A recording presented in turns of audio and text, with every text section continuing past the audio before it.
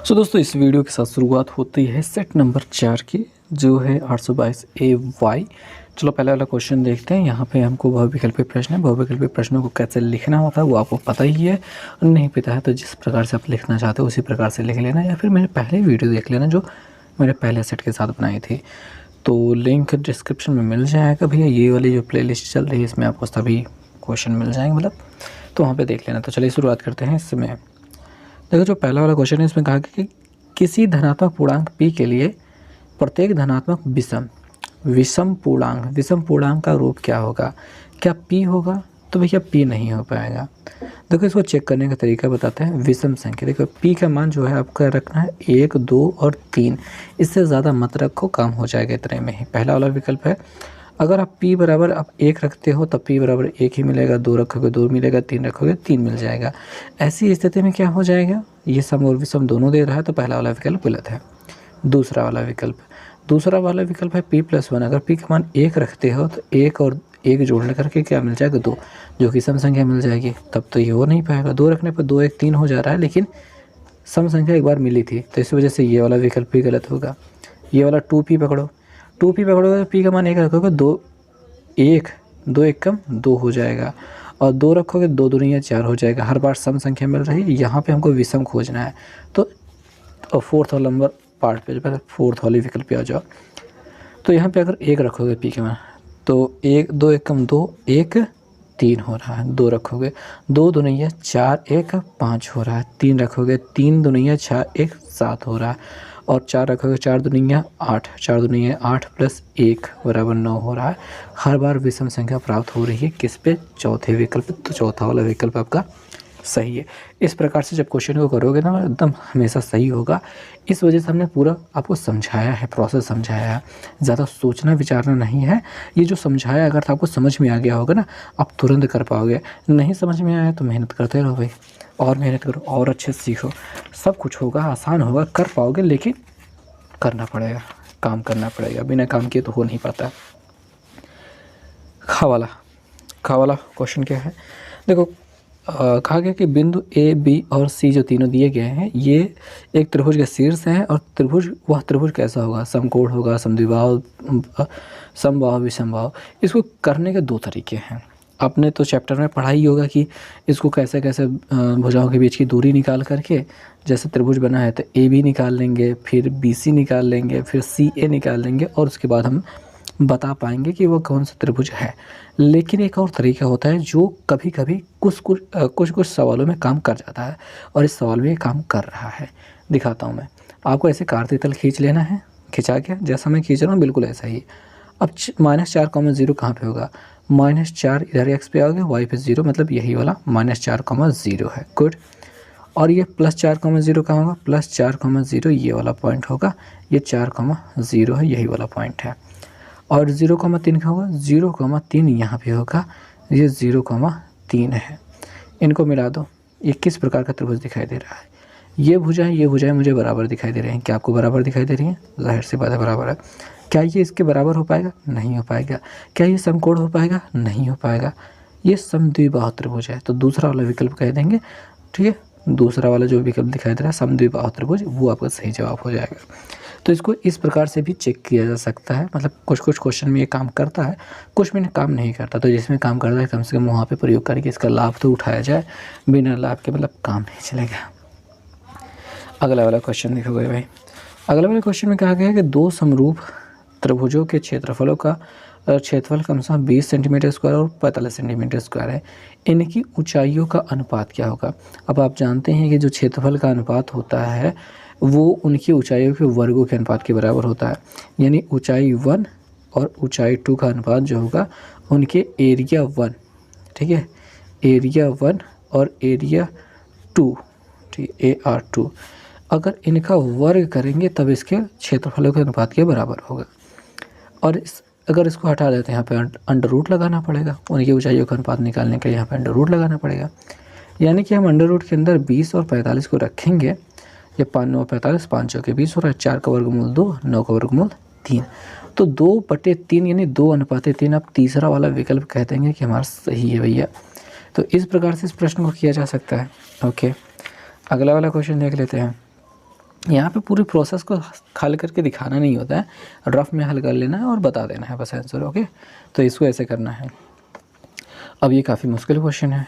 आपको यहाँ पे tan बराबर 2ab बटे a square minus B square दिया है।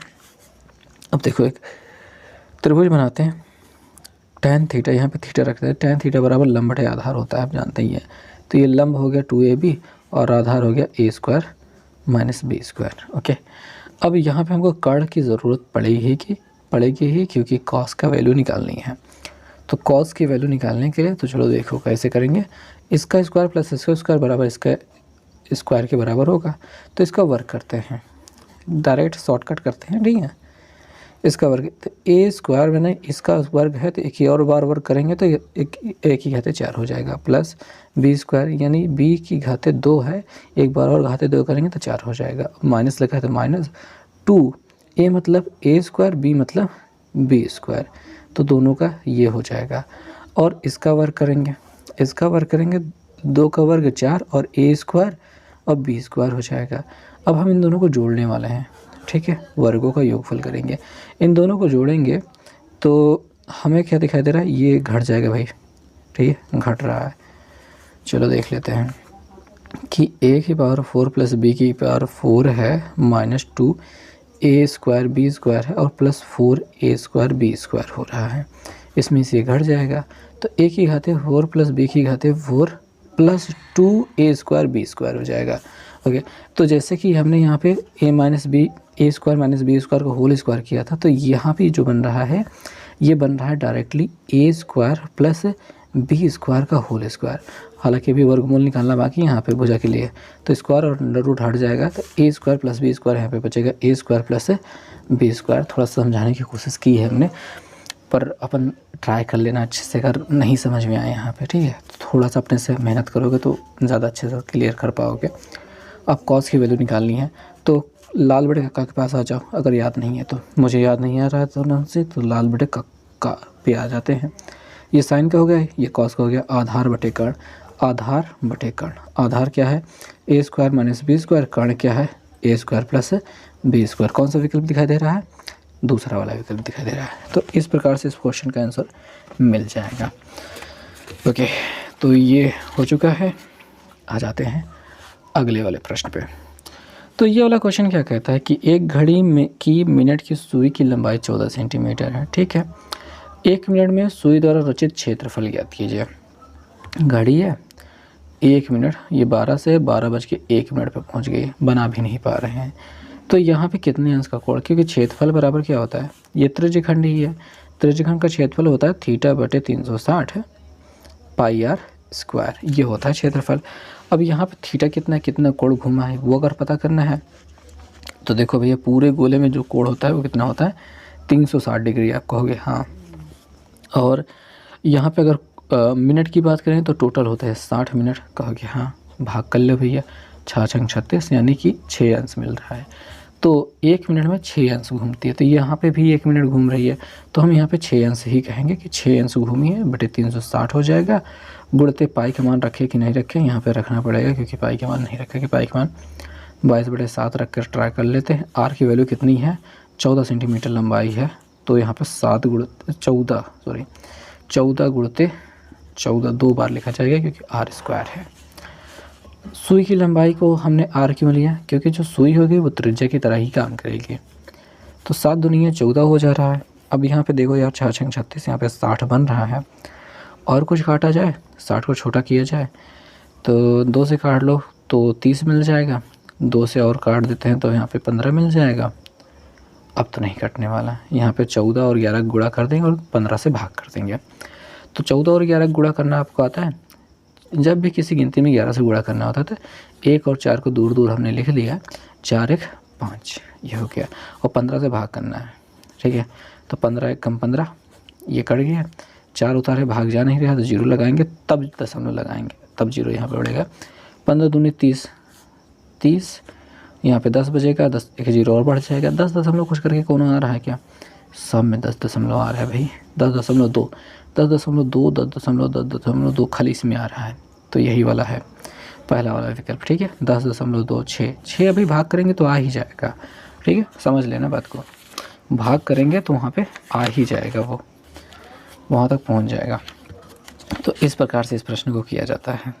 ओके, अब चा वाला प्रश्न देख लेते हैं कि इस बारंबारता बंटन के लिए माध्य माध्यिका बहुलक के बीच का संबंध क्या होता है। तो भैया देखो, बहुलक बराबर क्या होता है, बहुलक बराबर होता है 3 गुणित माध्यिका, माध्यिका माध्यिका माइनस 2 गुणित माध्य, माध्य। अगर आप इसमें 3 अक्षर समझ पाओ तो 3 से गुणा हो रहा है, इसमें 2 अक्षर समझ पाओ तो 2 से गुणा हो रहा है, बीच में माइनस लगना तय है। तो कौन सा विकल्प दिखाई दे रहा है, ये वाला तीसरा वाला विकल्प सही दिखाई दे रहा है। ओके, तो बहुलक बराबर ये होता है। तो ये सूत्र आपको याद रखने का मैंने ट्रिक बताया कि इस प्रकार से याद करना होता है। तो ये वीडियो यहीं पे ख़त्म करते हैं, अगले वीडियो में अगला क्वेश्चन।